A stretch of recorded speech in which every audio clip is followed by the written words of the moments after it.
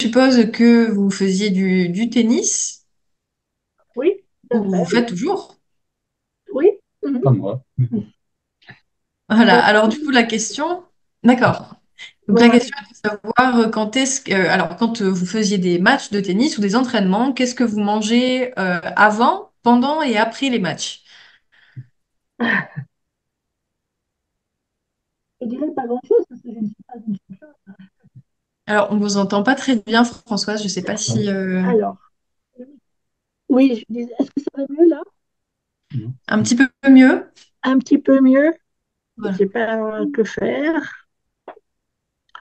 Je n'ai pas une Alors voix il y a qui porte Mathis. beaucoup en plus. Donc, au niveau alimentation, bien, je dis pas grand-chose parce que je ne suis pas une compétitrice. Je joue pour le plaisir. D'accord. Et Même si nous faisons des matchs, nous buvons de l'eau. Voilà. ok, C'est souvent ce que l'on fait. Mais au niveau alimentation, dans les matchs, non. Non, non, je n'ai pas fait de match par équipe. ok. Donc, Et désolée. mais c'est pas c'est pas grave. Et vous diriez que quel est votre niveau de connaissance en termes de nutrition sportive? Alors, c'est pas la nutrition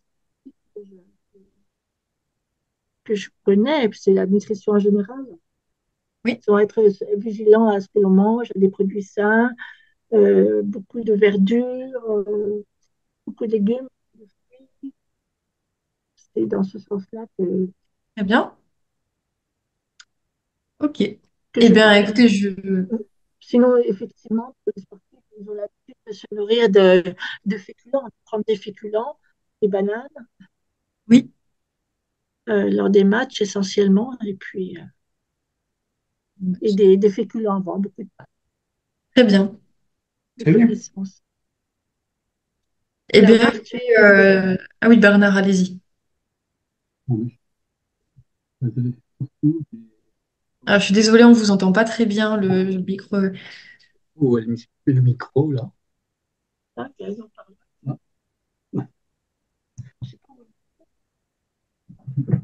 bon, je vais parler. Oui. Non, c'est toujours pareil. Ah, C'est pas très mieux. c'est le- Ah, ah, là. Ah, l'informatique. Oui, tu veux essayer de mettre ton micro à toi, enfin ton son à toi pour voir si on entend mieux? Alors, du coup, Et là, on peut l'agrandir. Microphone interne, haut-parleur,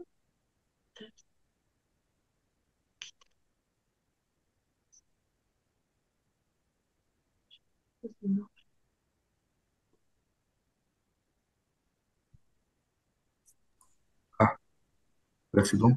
Oui. Ah, allez-y pour. Ah, mince, là, c'est. allô. Vous m'entendez mieux maintenant? Ah, Non? là, c'est mieux. Ça va mieux. Ah, merci. Merci Alexandre. Avec plaisir. Alors, j'ai pratiqué le tennis il y a très très longtemps et j'ai surtout fait des sports. Ah, on est désolé, mais vraiment, Ah, on n'entend bon, pas. Ah voilà, là c'est mieux quand vous il approchez. faut que je se mettre à moins que ce soit là. Vraiment, On va y arriver.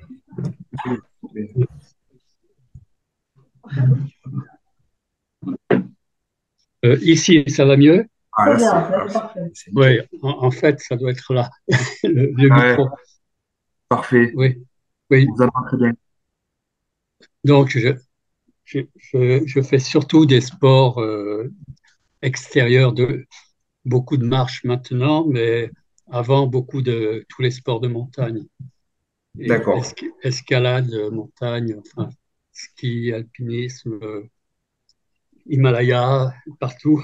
Bon, Et est-ce que vous faisiez quelque disons. chose en particulier au niveau Et alimentaire? alimentaire, pas vraiment. Ah, c'est-à-dire, Oh, bah, c'était vous mangez à votre faim, vous n'aviez pas ah, spécialement. euh, oui, oui, oui, oui, bon, manger, manger à sa faim, mais beaucoup de produits aussi que l'on peut emporter. Enfin, de Hmm. fruits secs, Très bien ça. ça dépend des pays, mais bon, de, de beaucoup de choses, mais D'accord. sans trop me préoccuper de l'aspect nutrition. Eh ben, ça va être l'occasion d'en parler un petit peu aujourd'hui. Du coup, il est sélection de lancer le diaporama et puis Ouais. on va Oui, commencer le vif du sujet. Alors, ça, ok. Est-ce que je fais quoi là? Ça? Ah. Est-ce que vous voyez bien le diapo? Oui? Oui. oui. Allez, parfait. Donc, du coup, ok. Alors, bon, voilà. Comme vous aviez déjà eu l'information, aujourd'hui, donc, on va vous animer une visioconférence. Voilà. Aussi l'occasion d'échanger par rapport à vos propres expériences sur, du coup, la nutrition sportive et l'alimentation durable. Est-ce que ce sont deux choses possibles? Et, euh, et du coup, en précision, cultiver la performance et l'impact de l'alimentation durable dans le sport. Voilà. Donc, on va voir un petit peu tout ça en détail. Donc, programme aujourd'hui, il va y avoir plusieurs parties. Une première partie sur la nutrition sportive dans laquelle on va essayer de voir un petit peu à quoi ça correspond. Les objectifs de la nutrition sportive. On va aborder aussi des notions importantes comme les macronutriments, donc glucides, protéines, lipides. Les micronutriments également. L'hydratation du sportif, parce que c'est quelque chose de capital au niveau performance. On va parler un petit peu en lien avec l'hydratation, ce que sont les électrolytes, sans trop rentrer dans les détails, vous inquiétez pas, juste ce qu'il faut. Une deuxième partie, donc, sur l'alimentation durable, cultiver son potager pour l'environnement et la performance sportive. On va donc faire le lien, justement par rapport à ces deux notions-là, avec bon, les avantages d'avoir son potager. Je pense que vous en connaissez déjà certains, pour pas dire tous. Cultiver ses propres aliments pour une nutrition sportive optimale, avoir ce que permet le fait d'avoir un potager dans son jardin. Et enfin, une dernière partie sur donc l'alimentation bio, aussi bien sur les labels que sur le mode de vie bio, avec les différences de production, les avantages de cette alimentation-là pour les sportifs. Et on va parler un petit peu de ce que c'est au niveau du mode de vie. Donc, première partie, la nutrition sportive. Donc, on en a déjà un petit peu évoqué. Pour vous, qu'est-ce que c'est la nutrition sportive? Est-ce que vous seriez capable de me trouver une définition, quelque chose qui, voilà, qu'est-ce que ça vous évoque? Ah Euh, ben, ça, ça- ça m'évoque en- pour le sport de surtout manger suffisamment et équilibré. Ne pas- alors, Bien près du micro, s'il essayez, te oui, plaît. de vous rapprocher, s'il Oui, vous plaît. hein. Donc je disais, ça m'évoque plutôt de manger non, suffisamment et équilibré. Désolé, Voilà, c'est compliqué. c'est compliqué, ouais, on a du mal à entendre, désolé. Le micro, et je sais pas, c'est trop, il est peut-être bien branché ou quoi?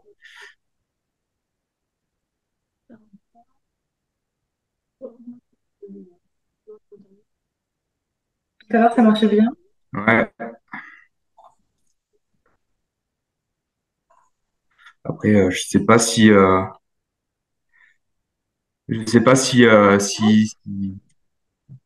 Est-ce que ça va mieux? Oui, là, ça a l'air d'aller. D'accord. oui, ça a l'air d'aller. Ouais. Oui. Ouais, donc allez-y en quelques mots, ce que ça peut vous évoquer. Pour moi, c'est une bonne alimentation qui permet Ah ben non. Je n'entends pas ce truc-là. oui, une bonne alimentation qui permet de réaliser des performances, voilà, et de tenir. Voilà. C'est c'est une bonne partie de la définition. Mais effectivement, pour le coup, c'est un des aspects quand même principales de la nutrition sportive. Est-ce que quelqu'un d'autre avait autre chose à ajouter peut-être? Vous pouvez, même les landestiniens, vous pouvez aussi, Oui, je ne hein, connais pas beaucoup, en n'importe qui, hein. profiter pour participer. Alors, bon, du coup, donc je vais vous présenter un petit peu donc ce que c'est. Alors, en fait, voilà, c'est une branche, comme vous voyez écrit ici, une branche de la nutrition qui se concentre sur les besoins alimentaires des personnes engagées dans des activités physiques. Alors, intense, plus ou moins intense évidemment, mais plus l'activité physique va être intense, comme bon pour le coup un match de tennis, hein, on sait très bien que ça peut très vite devenir très intense et surtout sur la durée. Voilà, la nutrition sportive va avoir une importance assez capitale. L'objectif de la nutrition sportive, c'est donc, comme vous l'avez dit, d'optimiser donc la performance, mais également la récupération, la santé et le bien-être en général des sportifs, mais effectivement dans un but principal de performance. Alors, les objectifs de la nutrition sportive. Donc, comme on a commencé à l'évoquer, on a l'objectif de performance, c'est-à-dire améliorer la force, l'endurance, la vitesse et la concentration. Il y a aussi, du coup, la récupération, comme évoqué tout à l'heure, avec la reconstruction au niveau des tissus musculaires après l'effort et la reconstitution des réserves de glycogène, qui est notre principale source d'énergie, ainsi que la réhydratation du corps. Tout ça, ce sont des choses qu'on va pouvoir aborder par la suite. Également, la prévention des blessures, donc soutenir la santé des os, des muscles et des articulations. Et enfin, santé et bien-être, avec globalement un maintien de la santé, du système immunitaire et effectivement assurer un bon équilibre nutritionnel.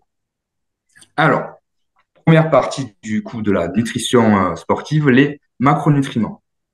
Donc là, on va avoir 4 questions et vous allez pouvoir nous répondre. En fait, c'est des QCM comme ça pour voir un petit peu, pour tester un petit peu vos connaissances. Voilà. Et puis après, on aura des explications un petit peu plus approfondies.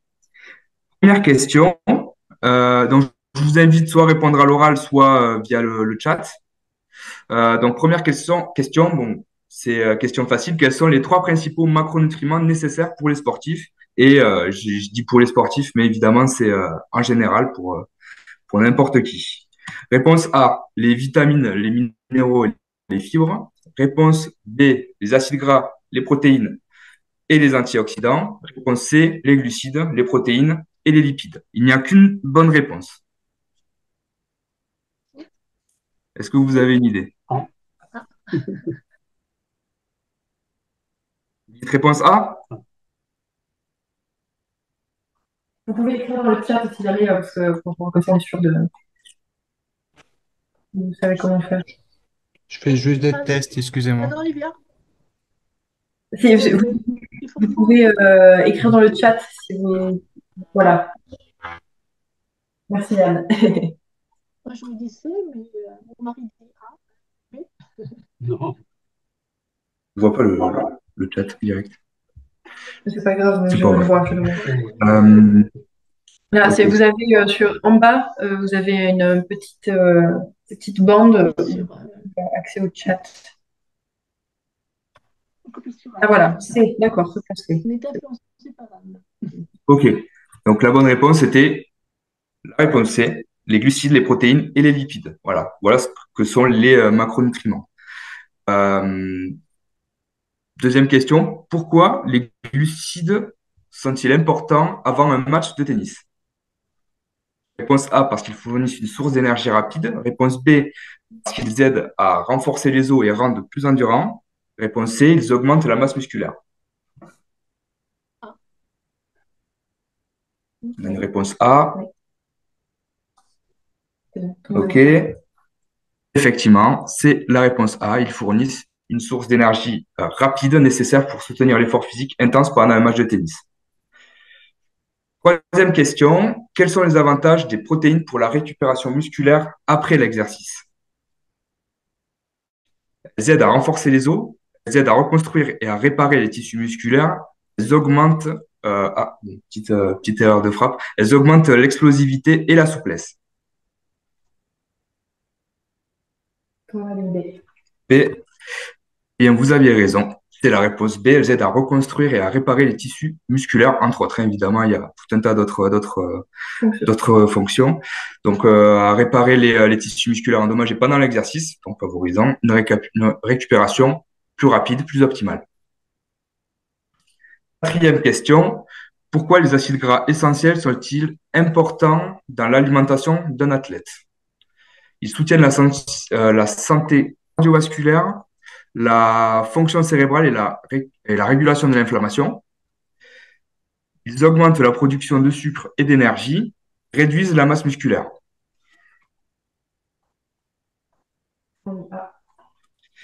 Eh bien, c'était effectivement la réponse A. Ils soutiennent la santé cardiovasculaire, la fonction cérébrale et la régulation de l'inflammation.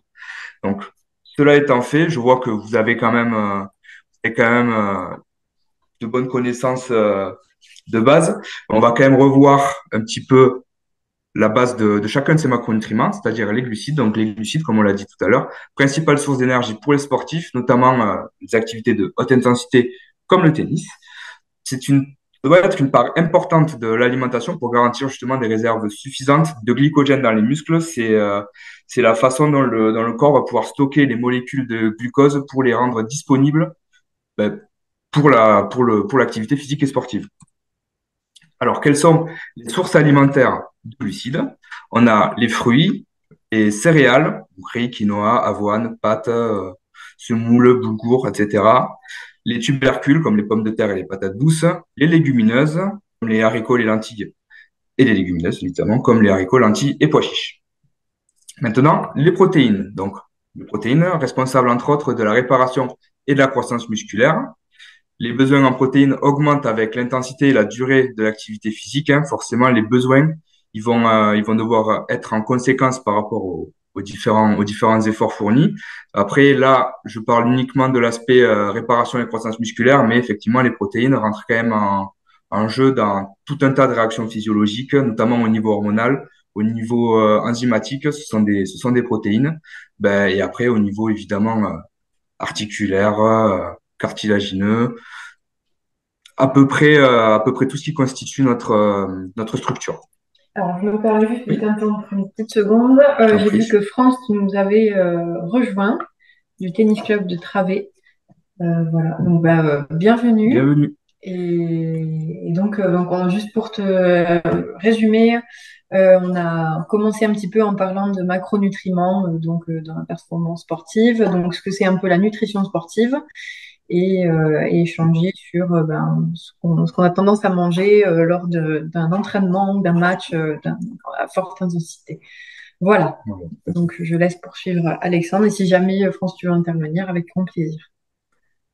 Alors, pour poursuivre sur donc, les sources alimentaires de protéines de qualité et même de protéines en général, nous avons les viandes maigres, poulet, dinde, bœuf maigre, c'est l'idéal pour l'apport, la qualité protéique. Poisson, fruits de mer, évidemment. Les œufs, une des meilleures sources de protéines. Les produits laitiers également en font partie, les fromages, les yaourts grecs, après petits suisses, fromage blanc, etc. Il y a aussi des alternatives végétales qui sont de sources qui peuvent être relativement proches de celles animales, comme le tofu, le tempeh, le seitan, en fait le soja et les dérivés. Et également les légumineuses qui rentrent aussi dans la catégorie des bons apports en protéines, donc lentilles, pois chiches, haricots. Enfin, les lipides, la troisième catégorie de macronutriments. Donc, les lipides, aussi appelés les graisses, sont une source d'énergie pour les activités de faible intensité en général, parce qu'elles rentrent en jeu quand la fatigue s'accumule. Voilà. Et sont nécessaires au bon fonctionnement hormonal également et cellulaire. Les sources alimentaires de lipides vont être les huiles végétales, donc d'olive, canola, coco, colza, etc.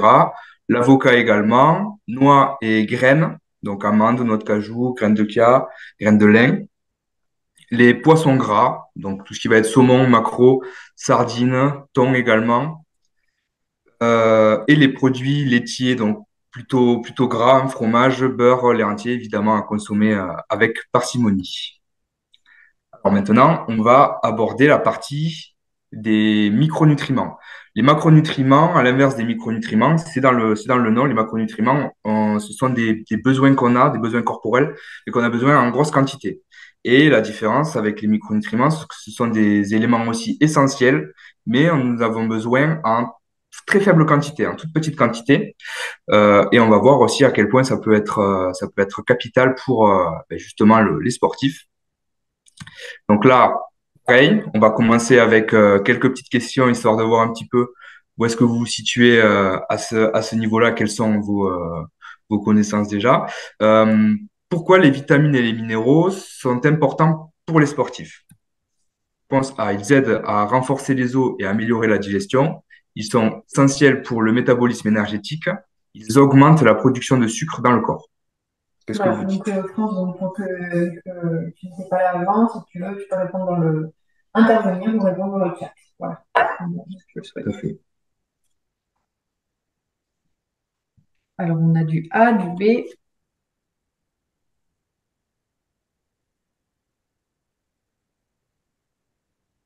Et je donne la réponse. Oui, oui, vas-y, donne la réponse. Alors, c'est la réponse B. Ils sont essentiels pour le métabolisme énergétique. Après, effectivement, ça, c'est la réponse correcte entièrement. Mais ils aident aussi à renforcer les os. On le verra dans une certaine mesure tout à l'heure. Voilà, pour le métabolisme énergétique, la fonction musculaire, l'immunité et la santé en général, ce qui soutient forcément l'activité physique et le développement aussi bien corporel que performance. Deuxième question, quels minéraux s'échappent du corps lors des efforts prolongés? Le fer et le zinc, le sodium et le potassium, le magnésium et le calcium. Alors, quels sont les minéraux qui s'échappent du corps lors des efforts prolongés, mais les principaux minéraux, s'il vous plaît, d'après vous? Alors, on a du B, du A. Ok. Et du B. Facile, hein.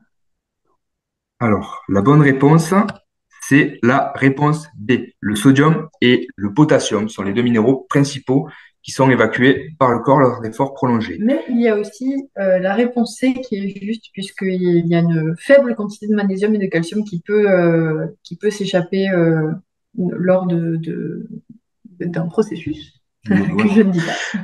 Mais voilà, effectivement, ça concerne ces quatre-là, sodium, potassium, magnésium et calcium. Mais les deux principaux restent le sodium et le potassium. Alors, justement, avec la question 3, par quel processus physiologique le sodium et le potassium sont évacués lors d'efforts intenses? Par la respiration, par la filtration rénale, par la transpiration. Qu'est-ce que vous pouvez me dire là-dessus? On a du C, du C Ouais, je vois. et du C. Effectivement, réponse C, par la transpiration, qu'on va voir quand même un petit peu plus en détail. Alors, les micronutriments, qu'est-ce que c'est? Ce sont des éléments nutritifs essentiels dont le corps a besoin en petite quantité, comme je vous l'ai dit juste avant, pour maintenir une santé optimale et un bon fonctionnement physiologique. Du coup, il concerne les vitamines et les minéraux. Alors, au niveau des vitamines, leur rôle va surtout se jouer au niveau des différentes fonctions immunitaires, la croissance et le développement, la santé des os, de la peau et des yeux, entre autres choses. Ce sont les rôles principaux. Et les minéraux vont avoir une importance dans la formation des os et des dents, la transmission des signaux nerveux, la contraction musculaire, ainsi que la régulation du pH. Alors, est-ce que vous connaissez la différence justement entre les vitamines et les minéraux, qui font partie de la même famille des micronutriments, mais forcément ne sont pas forment deux groupes bien distincts?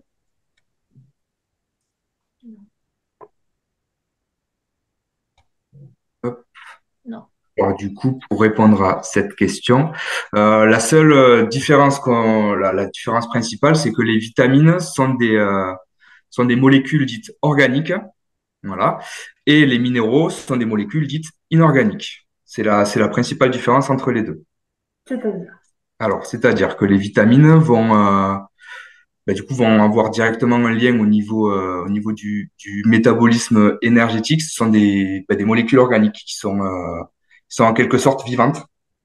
Et les minéraux, ça ne va pas être le cas, comme du coup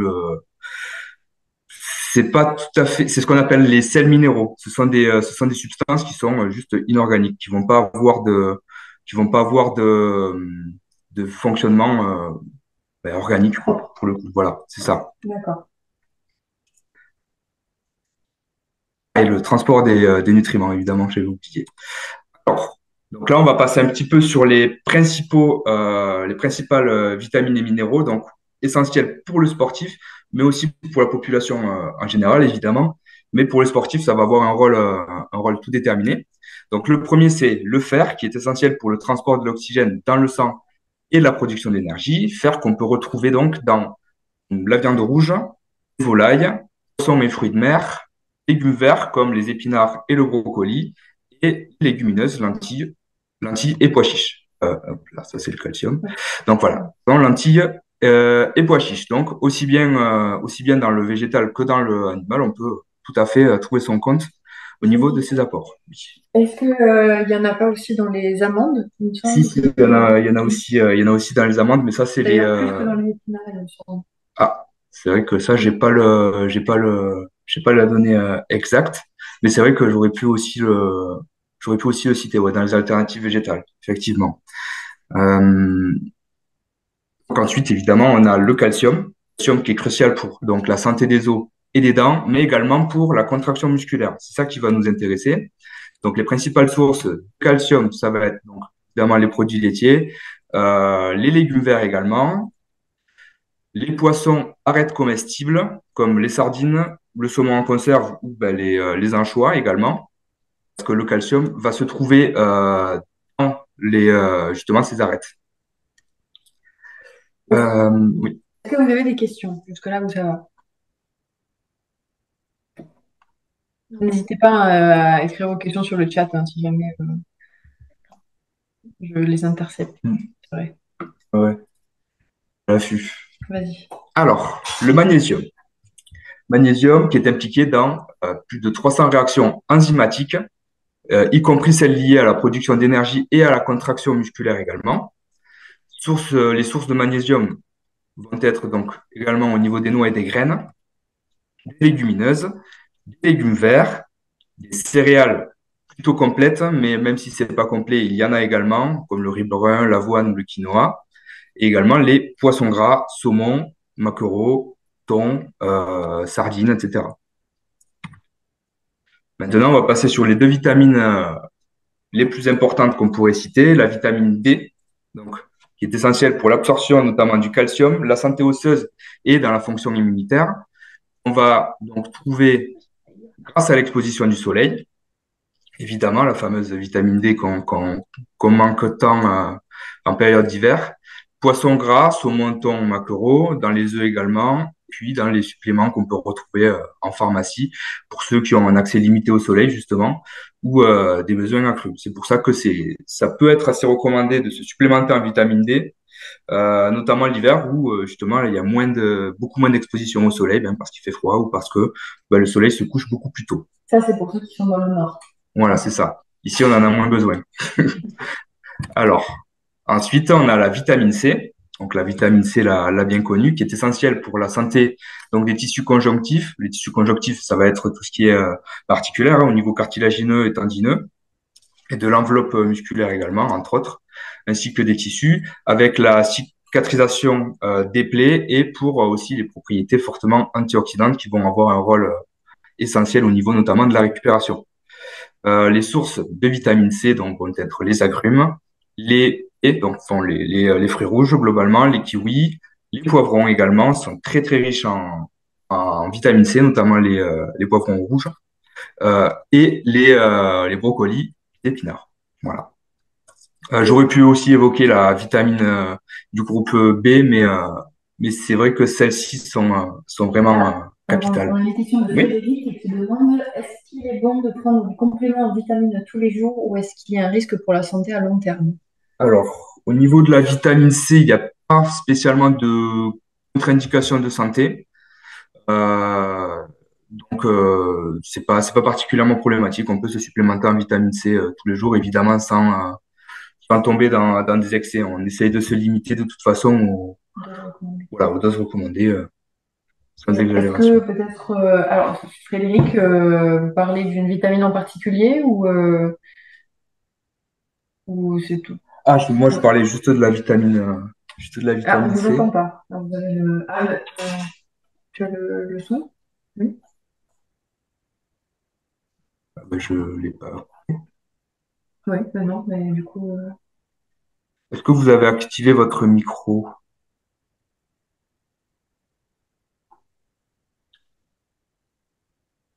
en général, pas que la vitamine C. Ok. Alors, les vitamines ne vont pas se valoir pour le coup. Mais effectivement, il y a aussi, ça peut aussi être intéressant si besoin en est, c'est-à-dire si on n'a pas forcément accès à toutes ces différentes sources, il y a des complexes en vitamines qui permettent de parfaitement compléter les apports. Mais en théorie, si on a quand même une alimentation qui est variée, qui est riche, qui est dense au niveau nutritionnel, donc globalement consommer euh, des végétaux de saison, voilà, de saison et plutôt locaux, hein, de préférence, parce qu'ils vont grandir dans des conditions idéales justement pour déjà arriver à maturité et être gorgés de justement ces fameuses vitamines et minéraux tant essentiels. Donc, en principe, tout ça pour dire que si on a une alimentation équilibrée avec des produits sains, naturels, locaux, on ne devrait pas avoir de besoins particuliers. Voilà, si on n'a pas de contre-indication spécifique. Voilà, donc j'aime bien par contre prendre l'exemple de la pomme, c'est-à-dire qu'il y a différentes études qui disent qu'une pomme des années 50, des années 1950, ça vaut 50 pommes aujourd'hui en termes nutritionnels. Donc C'est effectivement, on sait pas également, donc on a tendance à devoir prendre des vitamines ou des minéraux, mais c'est vrai que si on essaye de choisir peut-être des variétés anciennes de fruits et légumes et de s'assurer que ça n'a pas été traité chimiquement, normalement on devrait atteindre le taux de vitamines et minéraux suffisant tout au long. Voilà. Mais si vraiment vous sentez peut-être des fatigues, des douleurs facilement, l'implémentation en vitamines et minéraux peut être intéressant. voilà. Et de toute façon, c'est toujours bien d'avoir quand même un avis médical à ce niveau-là. Si vraiment il y a des besoins spécifiques, quoi. Je pense au fer notamment, par exemple, s'il y a des anémies ou voilà, effectivement des symptômes de fatigue, entre autres choses. Là, ça peut quand même valoir le coup d'avoir un avis médical, mais voilà, autrement dit, on peut déjà commencer à faire le lien avec le fait d'avoir son potager dans le jardin pour le Voilà, coup. tout à fait. Vas-y. Merci pour Alors, la question. merci beaucoup. Pour poursuivre, donc on va passer sur donc l'importance de l'hydratation, notamment chez le sportif. Donc évidemment, c'est capital pour n'importe qui, hein, pour la population en général, mais pour le sportif, on va voir que c'est quand même un petit peu plus particulier. Et ok, ok. Un petit peu plus particulier. Donc là, on va aussi passer sur des questions. Pourquoi l'hydratation est importante dans un sport intense comme le tennis? Pour éviter la sensation de soif, pour maintenir l'équilibre hydrique et prévenir la déshydratation, pour augmenter la performance sans aucune autre raison. Alors, on a du B, Mhm. du B, du B. C'était la réponse B. Bien joué.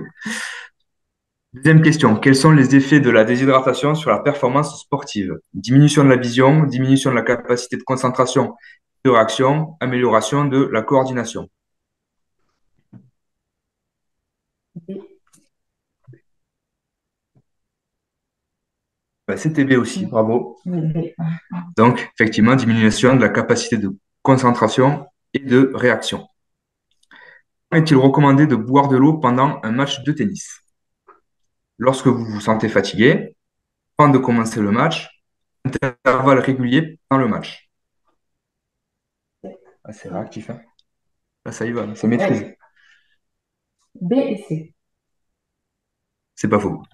Donc, effectivement, l'idéal, c'est à intervalles réguliers pendant le match, mais forcé de constater que la réponse B est aussi correcte. Il faut quand même boire effectivement avant le match. Mais la réponse C, celle Que de l'eau, bien sûr. ouais. Bah, ça Alors, dépend. évidemment, évidemment. Après le match, mais Après le match, c'est moins qu'on veut. non, non, même pas. Alors, avec parcimonie, hein, attention. Alors, pendant l'entraînement ou le match. Alors, avoir une bonne hydratation va permettre de pouvoir réguler la température corporelle.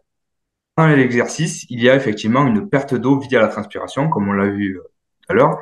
Une hydratation régulière, donc avec des petites quantités assez régulières, permet de remplacer les fluides perdus et de maintenir une température corporelle stable. Ça, c'est le premier rôle de l'hydratation. Et puis, par la suite, ça vient aussi, au sens large, prévenir des crampes musculaires. Donc, une bonne hydratation aide à prévenir ce mécanisme-là, en maintenant un bon équilibre des électrolytes dans le corps. Et là, vous vous demandez, qu'est-ce que c'est que les électrolytes? Est-ce que vous savez ce que c'est, les électrolytes? Est-ce que ça vous parle, ce terme? C'est un petit peu particulier, mais vous allez voir, on va l'aborder quand même assez simplement. En fait, les électrolytes, ce sont des minéraux chargés électriquement qui sont présents dans le corps. Donc, ça concerne le sodium, le potassium, le calcium et le magnésium. Donc, ce sont des minéraux qu'on a déjà vus tout à l'heure. Et ils sont essentiels pour aussi bien maintenir l'équilibre des fluides, transmettre les impulsions nerveuses, donc au niveau du cerveau, au niveau des connexions neuromusculaires, et donc contracter les muscles. Pendant l'exercice physique, ben, les électrolytes sont perdus via la transpiration. Ça, on l'a aussi vu. C'est pour ça que c'est important de les remplacer pour maintenir cet équilibre et soutenir la performance sportive, surtout quand elle dure dans le temps. En principe, on a tout ce qu'il faut pour pouvoir subvenir à nos besoins énergétiques pendant l'effort. Donc, pendant une heure et quart, mais passé ce délai-là, c'est là qu'on va commencer à ressentir les premiers symptômes justement d'un manque en électrolytes et qu'il faut trouver des solutions pour pallier à ces manques-là et donc éviter d'avoir un déséquilibre au niveau des fluides, une bonne transmission nerveuse et au niveau de la contraction musculaire, éviter des potentiels crampes. C'est pour ça qu'il y a ce qu'on appelle des boissons isotoniques qui sont utilisées pour reconstituer les électrolytes perdus dans l'effort quand l'effort dure au-delà du délai évoqué. Alors, comment faire sa propre boisson isotonique? Alors, je ne sais pas si vous avez déjà eu l'occasion d'avoir recours à ce genre de boisson. Petit tuto. Voilà, donc une boisson isotonique, je vous l'ai dit, le but, c'est de pallier aux électrolytes qui ont été perdus pendant l'effort.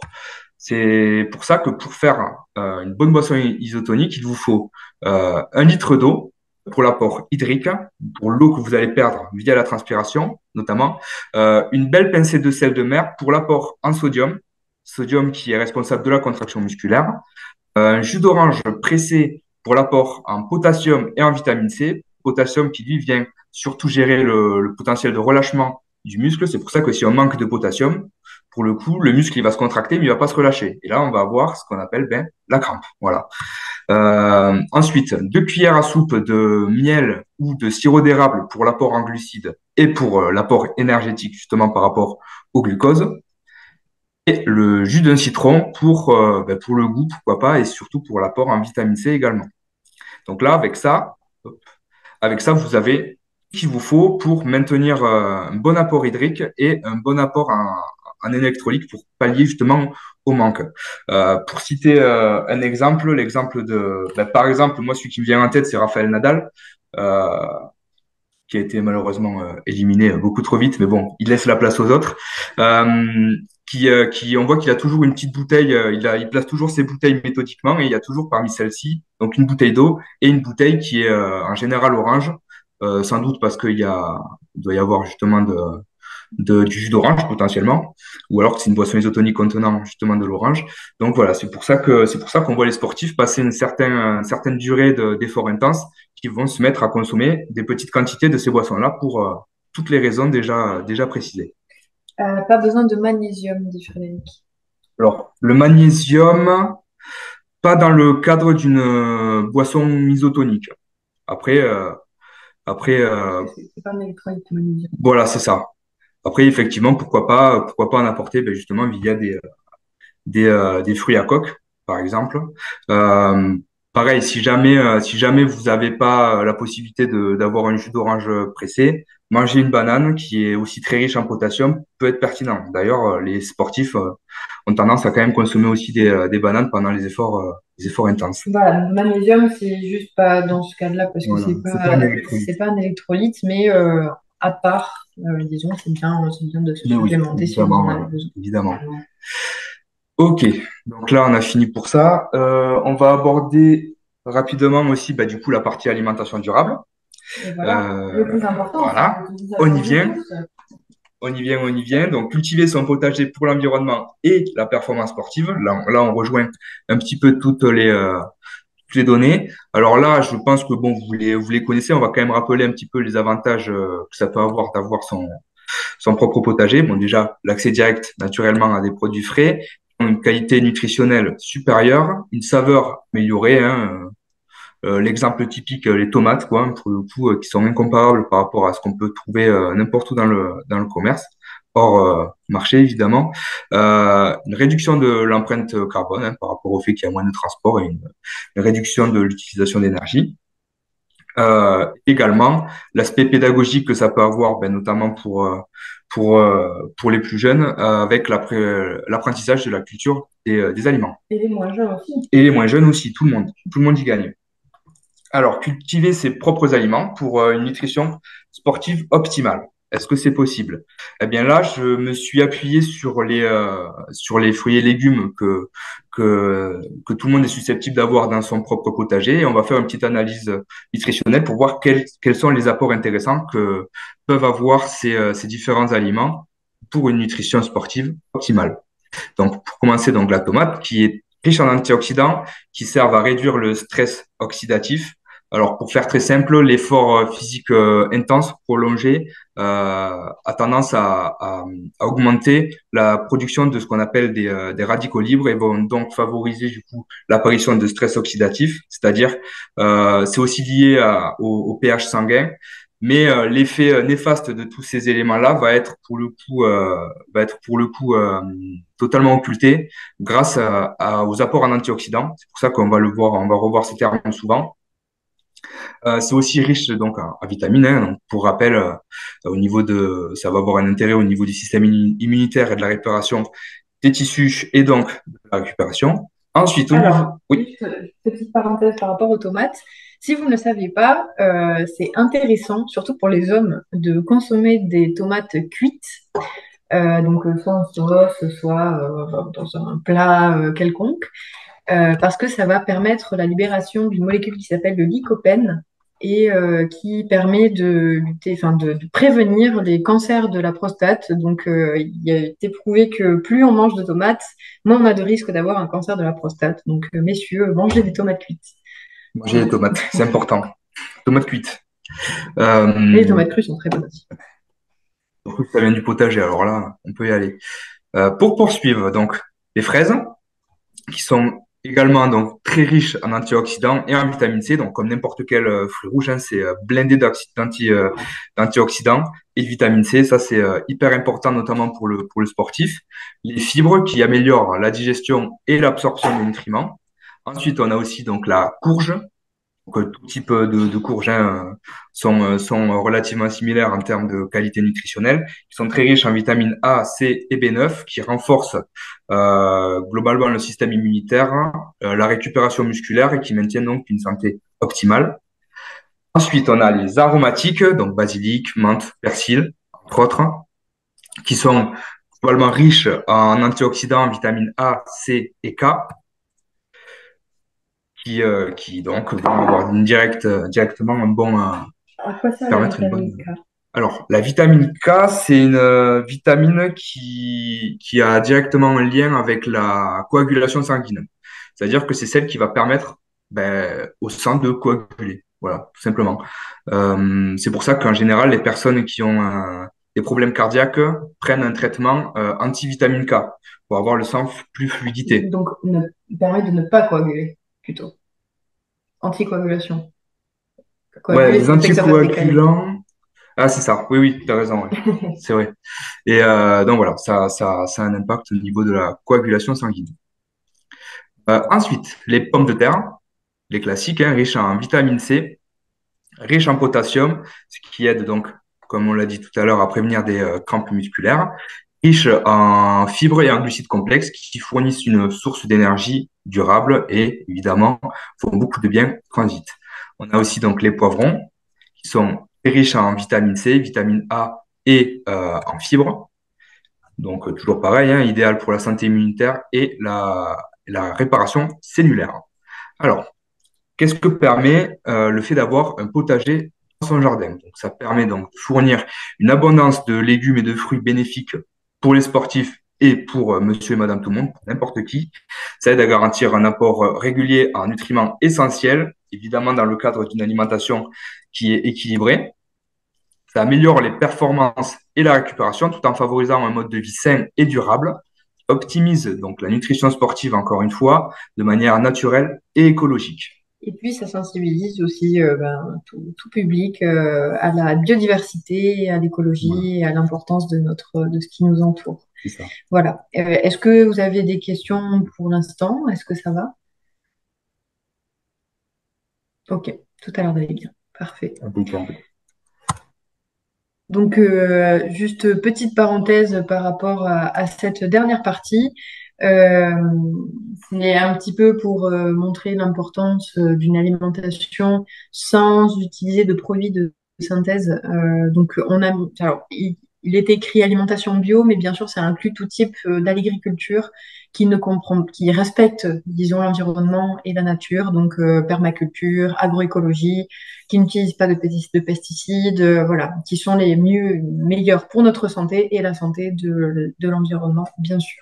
Voilà, donc le bio, c'est vraiment juste parce que c'est ce que tout le monde connaît le plus euh, et que c'est facile à représenter. En tout cas en termes d'achat. Je sais que ça peut porter à controverse, mais c'est celui qui parle le plus. Mais ça inclut tout. Effectivement. Donc voilà, on va essayer quand même de faire la différence entre les labels et le mode de vie bio, donc biologique, hein. Donc là, on a déjà les deux labels qu'on connaît le mieux, c'est-à-dire l'agriculture biologique. Donc ça, c'est le label français du bio qui certifie que les produits dits bio sont à 95% entièrement Voilà, naturels. dans la culture, donc Voilà, anti-produits de synthèse et le label européen, donc avec la voilà. feuille. Voilà. Voilà. Voilà. Donc ça implique des différences de production, hein, comme évoqué, c'est-à-dire que les produits qui sont bio sont effectivement faits sans l'utilisation de pesticides, d'engrais chimiques ou d'OGM, ce qui favorise donc la rotation des cultures, le compostage, pardon, l'utilisation de méthodes naturelles pour contrôler les parasites et potentielles maladies.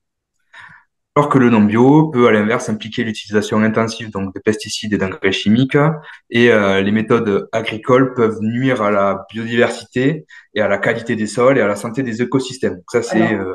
Oui, pardon. Non, vas-y, vas-y. Non, là, pareil, le non-bio, c'est plutôt ce qui inclut agriculture conventionnelle et Voilà, intensive. Parce que un c'est ça. agriculteur peut ne pas être bio, mais ne pas utiliser de produits de synthèse. Voilà.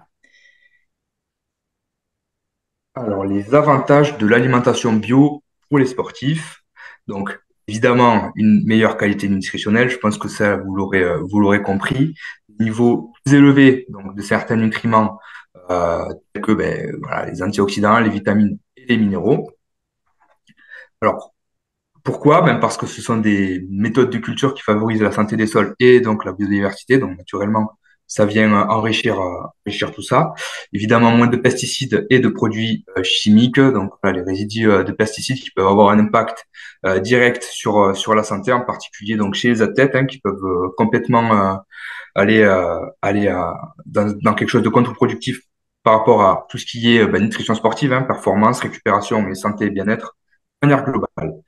Et ensuite, le bio comme mode de vie, qu'est-ce que c'est? Déjà, ça va être adopter des comportements relatifs, par exemple, au compostage, qui réduit donc la quantité de déchets envoyés en décharge, qui fournit des engrais naturels à récupérer pour le potager. Ça réduit donc les déchets. Donc ça implique aussi de réduire donc les déchets en utilisant des emballages réutilisables, acheter en vrac pour éviter les emballages superflus, et donc aussi lutter contre le gaspillage alimentaire. Et ça implique aussi d'avoir une consommation donc locale, c'est-à-dire, c'est ce qui va aussi permettre de réduire l'empreinte carbone par rapport au transport, évidemment, et aussi donc soutenir les producteurs locaux dans le cas où on n'aurait pas forcément tout ce qu'on a apporté avec un potager, et donc l'économie locale et préservation des terres agricoles. Voilà.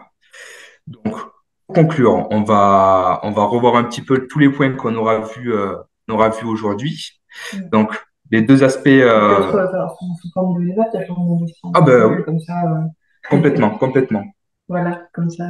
Donc du coup, est-ce que ça va? Qu'est-ce que vous avez retenu justement de cette présentation? Et est-ce qu'il y a des points que vous voulez un petit peu plus approfondir ou si vous avez des questions? Voilà, c'est un petit moment d'échange.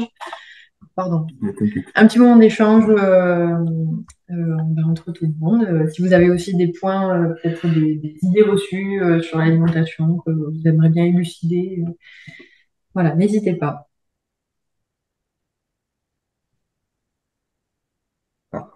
Frédéric, on ne vous entend pas. Je ne sais pas si vous essayez de parler.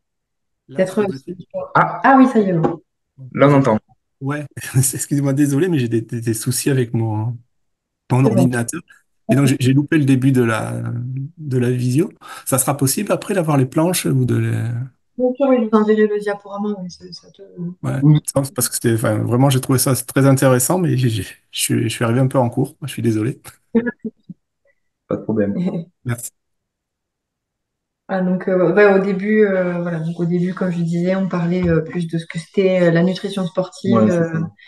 et puis voilà, macronutriments, micronutriments, voilà, Ça un va petit peu les simplement bases de la parler. nutrition. Voilà, nutrition sportive. Très bien. Quels sont les éléments qui vous ont le plus interpellé, peut-être, pendant cette présentation? Des choses que vous Ah ne oui, saviez pas? il y aura le replay de la vidéo, ouais. Ah oui, il y aura le replay, ouais. Ouais, enfin, disons que c'est vrai que enfin, au début, je voyais que les planches, mais j'avais pas le son, donc enfin, c'est Ah bah oui, forcément. ah oui, effectivement, oui. Voilà, donc ça m'embêtait parce que j'entendais pas le. Mais c'était, ouais, Mais du coup, il y justement, je voulais aura, approfondir ça, ouais. Ouais. bien sûr, il y aura la possibilité de voir la visioconférence, quoi, Oui, bien sûr. qui est D'accord, en... d'accord. Ouais. D'accord. Et parce que donc sur ma question après sur les vitamines que j'ai posées tout à l'heure, mais ma question c'est de savoir si par exemple, enfin, en hiver on prend des compléments alimentaires en vitamines, mais est-ce que, enfin, sur le long terme c'est quelque chose qui est bon ou est-ce qu'il faut pas non plus en permanence prendre ces compléments-là, quoi. C'était ça.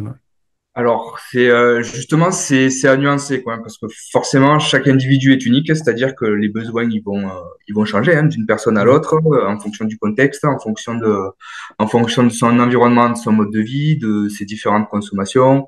Évidemment, s'il y a consommation de tabac et d'alcool,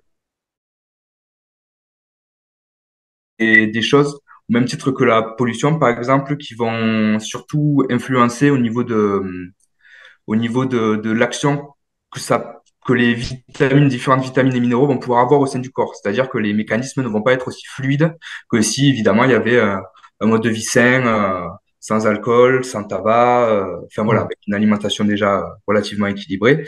Mais pour le coup, se complémenter à l'année, ce n'est encore une fois, pas spécialement nécessaire, sauf cas particulier. C'est-à-dire que si on s'alimente bien, avec des produits naturels, locaux et de saison, qu'on cuisine, qu'on achète brut et qu'on va récolter dans le jardin et qu'on cuisine à la maison, à ce moment-là, en théorie, voilà, toujours pareil, on n'est pas forcément censé manquer de quoi que ce soit. Après, effectivement, il y a aussi des périodes dans l'année qui sont plus sujettes à certains manques, typiquement aussi, comme je l'ai dit tout à l'heure, la période d'hiver ou alors des pays qui sont beaucoup moins ensoleillés ou des régions qui sont un petit peu moins ensoleillées, ben, les personnes vont avoir tendance à être sujettes à un manque en vitamine D, par exemple. C'est pour ça qu'elles vont être amenées à se supplémenter en vitamine D. En hiver aussi, ça peut aussi être pertinent de se supplémenter en magnésium, par exemple. Parce que le magnésium, on est, on est moins. Alors, attendez, C'est comment pour la dire? fatigue, effectivement, de Oui, voilà, c'est ça. On est, comme il fait plus froid, on dépense un petit peu plus d'énergie. C'est en lien aussi avec ça. Donc là, ça devient aussi intéressant de pourquoi pas se supplémenter en magnésium et en zinc également pour, euh, pour la saison plutôt hivernale, bien que ce ne soit pas non plus toujours particulièrement nécessaire. Voilà, Merci. avec plaisir. Bernard, Je sais François, pas est-ce que s'il y avait vous d'autres avez questions. un point que vous voulez Non, aborder? c'était une présentation très synthétique qui met bien des noms sur, Alors, un petit peu plus près du micro, s'il vous plaît. oui, je disais que Ah, c'était une présentation très synthétique. Merci, Alexandre. j'ai essayé. Il met des noms en plus sur des, comment dire, sur des éléments que l'on connaît de loin, en fait. Oui. Hmm. Voilà. Ce sont- Bon, ben, j'espère que ça vous aura plu. Puis de toute façon, là, Oui, surtout les poissons ésotériques.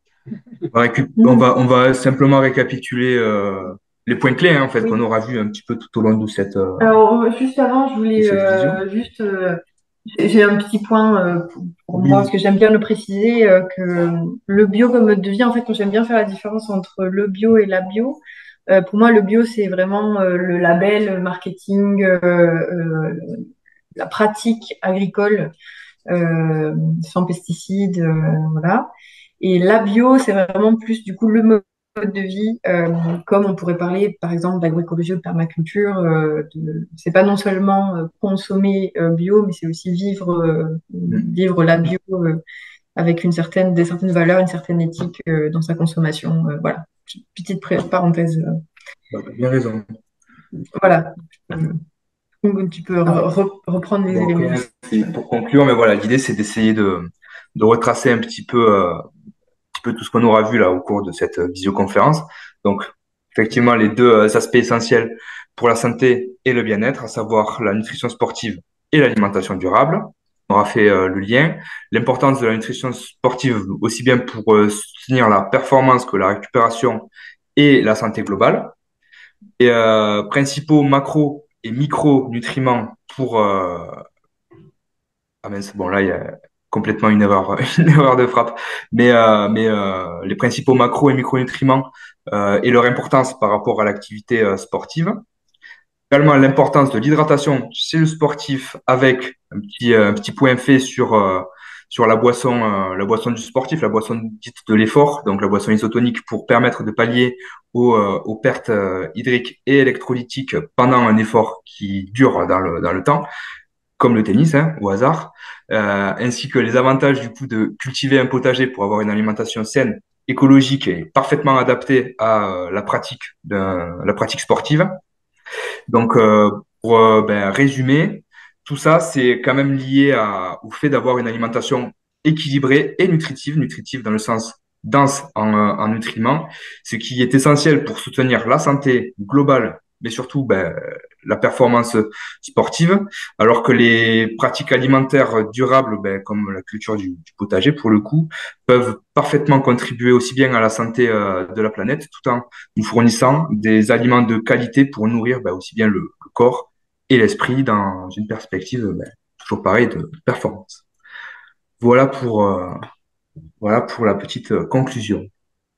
Est-ce que Voilà, donc s'il n'y a pas voilà, d'éléments supplémentaires, je pense qu'on peut arrêter l'enregistrement. Hop. petite animation.